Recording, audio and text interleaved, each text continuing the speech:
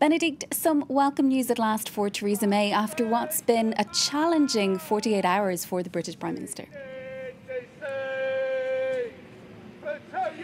It has indeed been a challenging 48 hours for the Prime Minister, and actually today we've got people who just started chanting, so there are challenges here as well. We're attracting a lot of Brexiteers, I have to say, to the media here. Yes, it has been indeed a very challenging time for the Prime Minister, but actually she got a very important boost today because Michael Gove, her Environment Secretary, is actually staying in the Cabinet, staying in his post.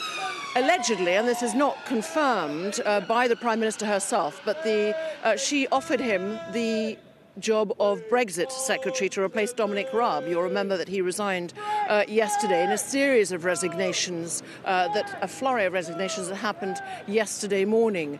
But 24 hours in politics at the moment is a very, very long time, and she is still battling, there's no doubt, for her leadership of the Conservative Party. But so far, there is no sign that the 48 required letters from Conservative MPs, which would trigger a no-confidence vote in her, have actually been received by the chairman of the Conservative Party Conservative Conference Committee, who actually would then have to trigger that no-confidence vote.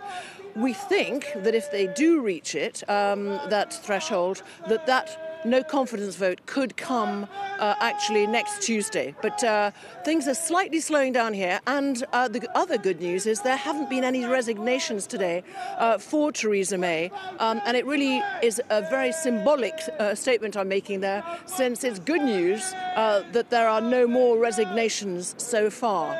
But Benedict, if there were to be a vote of no confidence either over the weekend, possibly next week, she would really need to win it, wouldn't she? She has to survive. So how do you think that might go if a vote of confidence were to be held as early as next week?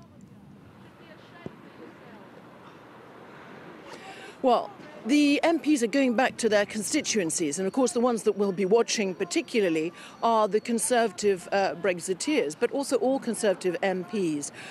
If that threshold is attained by Monday, and if there is indeed by the chairman of that 1922 committee, if he does get those 48 letters and it is triggered, and if it does happen, for example, on Tuesday, then of course the next hurdle for the Brexiteers is to win it.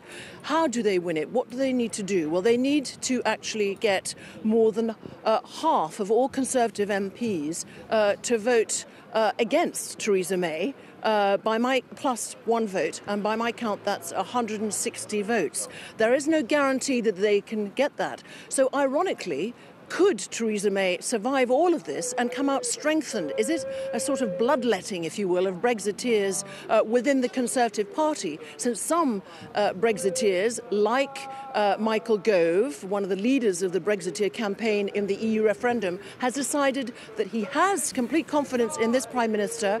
He does want to slightly change the deal on the table, but he is sticking by her. So is Liam Fox, the Secretary of State for International Trade. So still very difficult hours ahead for the Prime Minister, but at the moment hasn't lost anybody else within her cabinet, and of course we'll see what MPs come back with. More plotting as we speak, and certainly more plotting and deciding big decisions for them over the weekend, whether to write a letter asking for that no confidence vote. So she's fighting for her survival still. We'll wait to see what happens. Benedict Pavio, thank you so much, our correspondent in London.